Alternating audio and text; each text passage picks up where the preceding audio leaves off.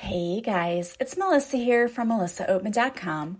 Welcome to another episode of Awaken Your Inner Awesomeness. If you are new, I am so delighted to have you, and if you are returning, I'm even more delighted to have you back. Thank you so much for joining us today.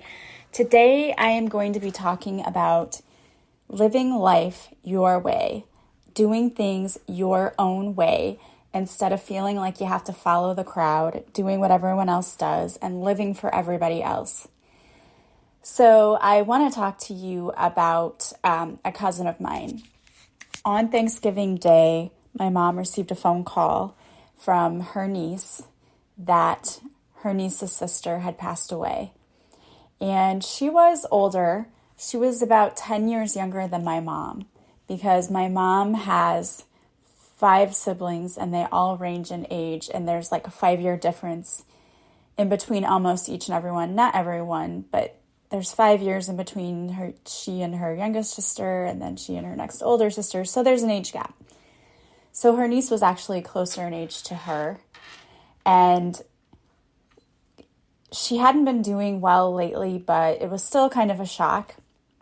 And we were talking about her with her sister, and her sister said, well, I just wish that I had been able to help her more because she financially wasn't so well off and she had health issues. And then as she was speaking to her sister's minister about it, her minister said, hey, she lived her life her way. She did things her way. Just like the Frank Sinatra song says, right? I did it my way. And I think that gave my cousin a little bit of comfort. But that's absolutely the way she lived her life. And she was happy living her life that way. And most people never go through life experiencing living it their own way. Most of us go through life and we're stuck in jobs we don't like because we feel like that's what we're supposed to do. We're supposed to get up and go to work every day. Or we're stuck in relationships because we feel like that's what we're supposed to do. Society trains us from a very early age that, especially for women, that when we get older, we need to find the man of our dreams and get married and have 2.5 kids. And, in the older days, you were supposed to stay at home, right? Be a homemaker. And then that changed. Then the nuclear family changed because it was too difficult for for a family to not have 2 people working because of the economy. It just wasn't feasible. So then the mom went to work, and then you had more divorce rates, and you had a lot of things changing all of that. But there's still this ingrained subconscious societal rule or norm, if you will, that you're supposed to find a husband, get married, have kids, do all of those things. And the thing is, there's a lot of women who don't even want that. There's a lot of women who would rather focus on having a career and traveling and hanging out with friends and living their lives. And they're not even interested in getting married or having kids. And that's okay. And it's okay if you want to get married and you want to have kids. That's okay too. The thing is, what we have to stop doing is living our lives according to what other people tell us we should do, or to how society tells us we should think or what we should want. And we need to figure out what it is that we want and live our lives our own way. So I'm dedicating this episode to my cousin Debbie because she definitely lived life her own way and the way she wanted it. And I hope that I can be more like that. And I hope that you all can experience a life where you do things the way you want to do them, not because you feel like you have to do them a certain way. I had a wonderful and amazing conversation on Patreon yesterday with Heather Doran. I absolutely love her, and I've had her on my podcast many times. And every time she comes on, we have a different conversation. Our conversation is never the same, and it's always so interesting. And so I asked her to come on and talk to us because she just overhauled her whole life. She packed up everything from her home and sold her home, and she and her husband got a travel trailer, and they're now traveling. And she was working for a firm doing accounting, and she had to go into the office, and she didn't like it, and it didn't satisfy her anymore. So she decided to get a different job, one where she could work from home and work from anywhere, And so they just packed up and they're on the road, and she's loving it. She's living a life of more ease, more freedom, and more joy. And we talked about why more people aren't doing that and what it takes to get to a place in your life where you feel like you can just pack up and live a life of more joy. So we had this amazing and beautiful conversation about why more people aren't fully living for themselves. Why are people stuck living for everyone else and not living a life that's more joyful, free, and with more ease? And one of the things that she brought up, which I loved, was that we need to feel like we have to have permission to have the things we really want in our life. And the truth is, we don't need anyone's permission, but we need to speak up for ourselves and figure out what it is that we want. It's a multi-step process. Number one, you have to know what it is you want in order to find out what makes you happy. What do you want in life? I think about a Facebook meme I saw the other day that my other cousin posted about asking his wife, what did she want for dinner? And she's like, I don't care. I don't know. And this went on back and forth. And I relate, because if someone asks me, what do you want to eat for dinner? Like, I say that too. I'm like, I don't really care. And that can go on back and forth forever and ever and ever. The very first thing you have to know about yourself is what you want. What do you want in your life? What would make you happy? What would bring you a life of more ease? And you can start by thinking very in broad terms that, one day I want to live on a private island where no one lives around me and I'm surrounded by beauty and I can work from anywhere.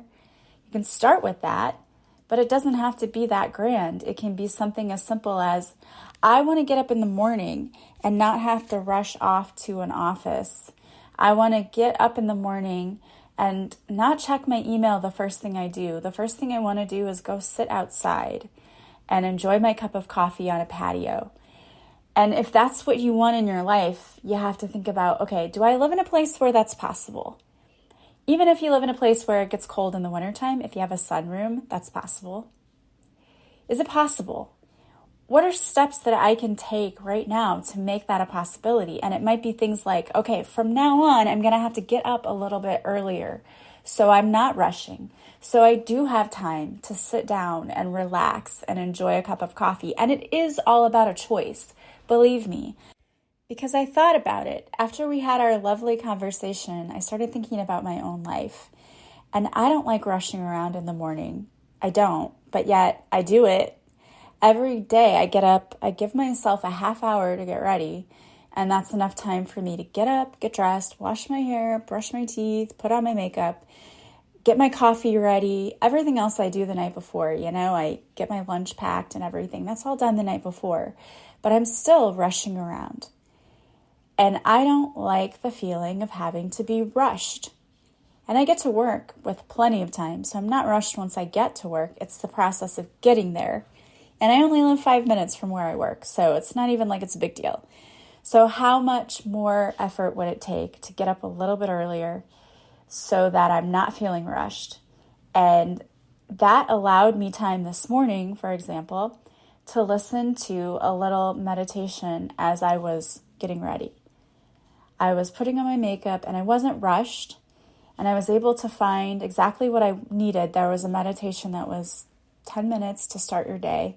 And it was this beautiful meditation it wasn't one where you had to close your eyes or anything. You could still do this while you were getting ready. And in fact, I loved it so much that I made one for my Patreon page for my all exclusive members, because I just loved it.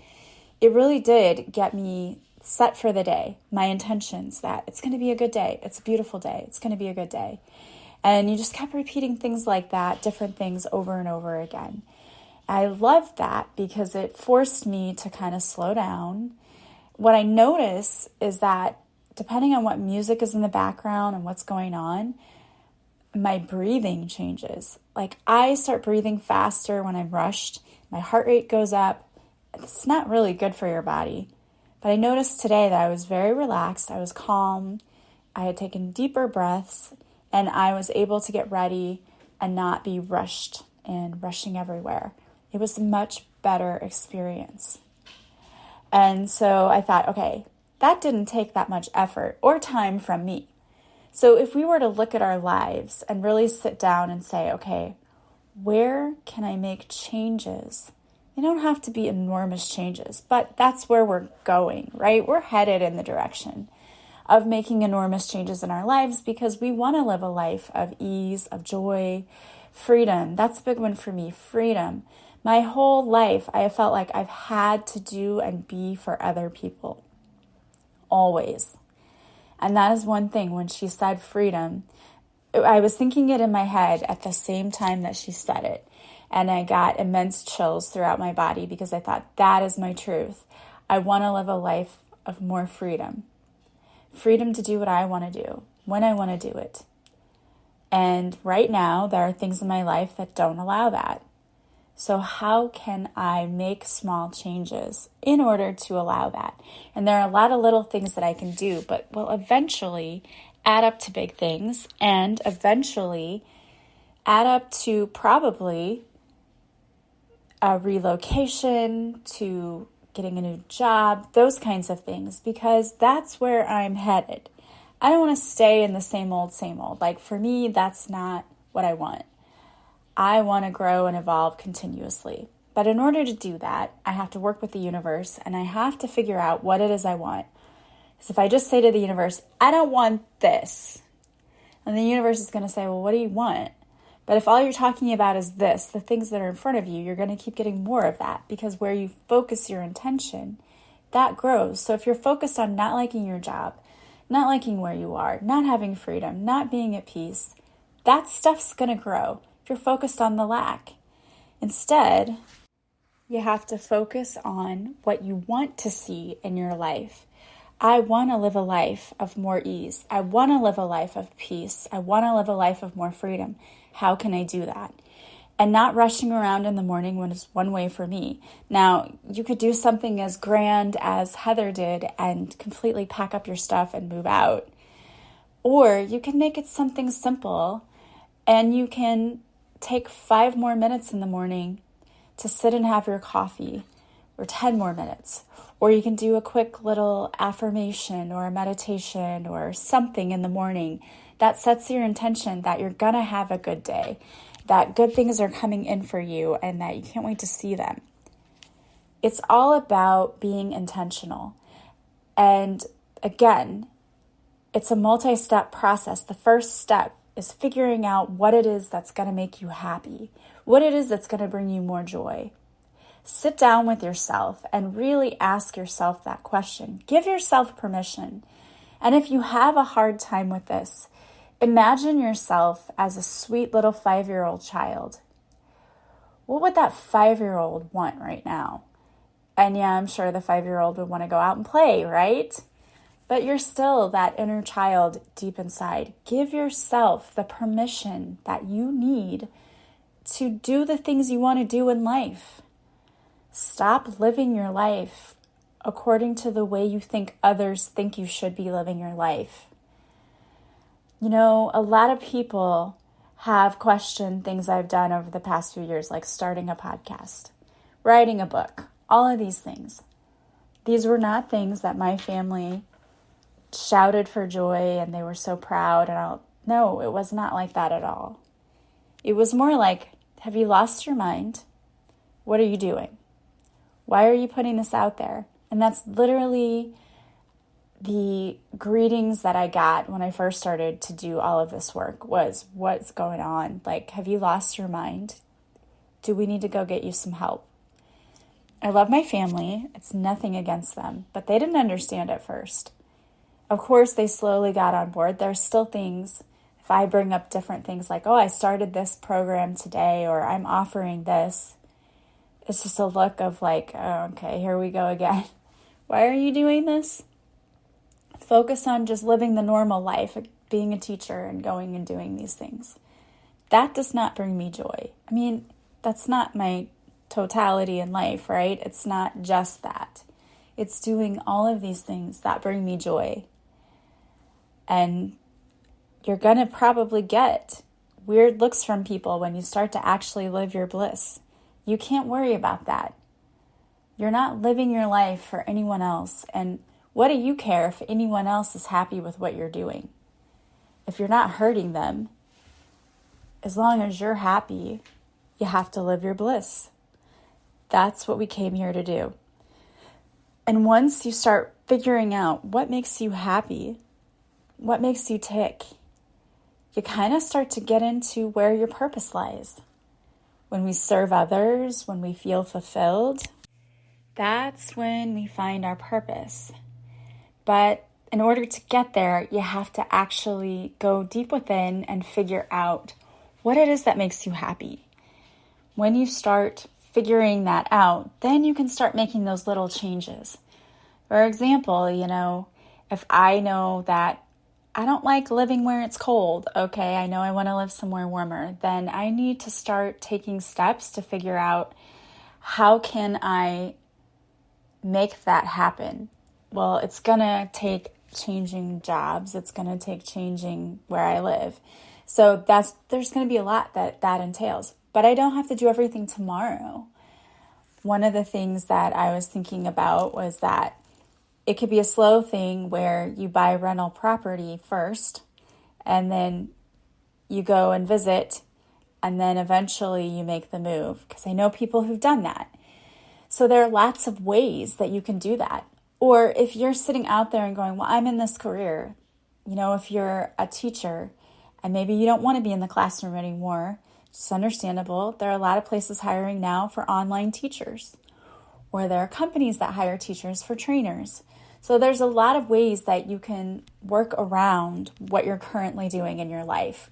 You just have to be willing to think outside the box, do a little digging too. You find a lot of things online, and of course you have to be careful because not everything is legit. But if you're looking for ways to make your life easier, or maybe you're looking for a better way to do the job that you're currently doing, the internet is a great place to do some research, and there are a lot of groups out there. I belong to a lot of teacher groups where there are teachers in those groups who say, hey, I got out of it and here's what I did. So if there are things that you're not happy with in your life right now, there are ways and there are steps that you can take to make those necessary changes. And one of the things that I really loved about creating the 60-day transformational journal was that there are a lot of prompts in there that help you do that inner digging to figure out what it is you really want in your life. And there are prompts that help you set goals for your life. That's really important, because if you just go about meandering and I don't know what's going on today, you're not going to get very far. And the great thing about setting goals is it holds you accountable. Not only that, but you can look back and see how far you've come. I looked back at my manifestation journal just the other day, and there were 5 things I'd already accomplished on there that I didn't even realize were in my manifestation journal. I look back and I was like, oh my gosh, I already did all those 5 things. That's really cool. Look how far I've come. And setting goals is great because that helps you to look back and see, oh my gosh, I'm making progress. And going inward to figure out, what are my passions? What am I really, really excited about? That can help lead you to your purpose. And it can also help lead you to making changes in your life that bring you more joy. And it can also bring up things that maybe you're doing right now that aren't really serving you.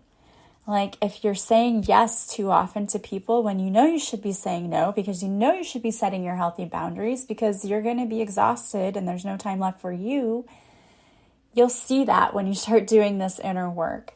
And that was the fun thing about making that journal, was knowing how much this is going to help people change their lives, which I absolutely love. And I love journaling. I think it is such an amazing thing. It can help ease your anxiety, and it can calm you down, give you a clearer picture of where you want to go.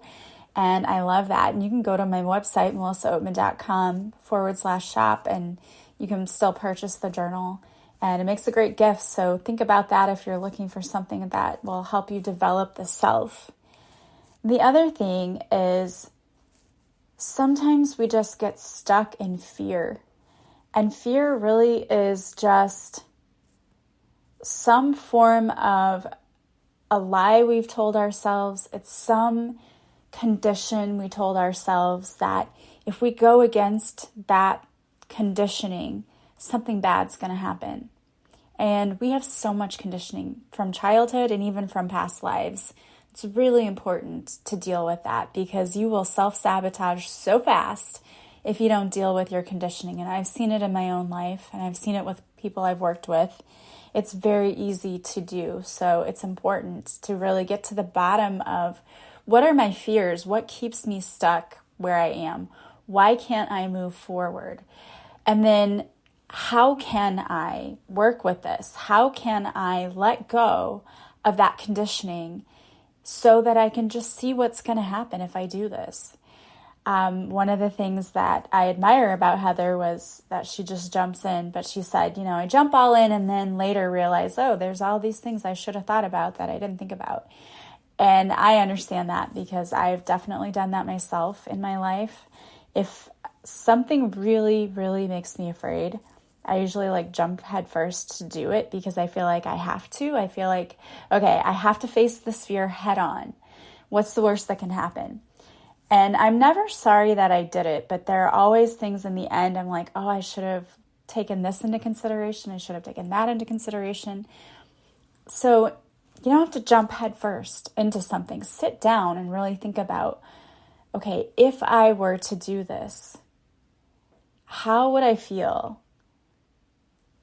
Would this make me happy? And what are some possible obstacles that could come up? And how can I get around those obstacles? How can I deal with that? Those are the kinds of questions that are really important to ask. And that's why I love doing the deep inner work.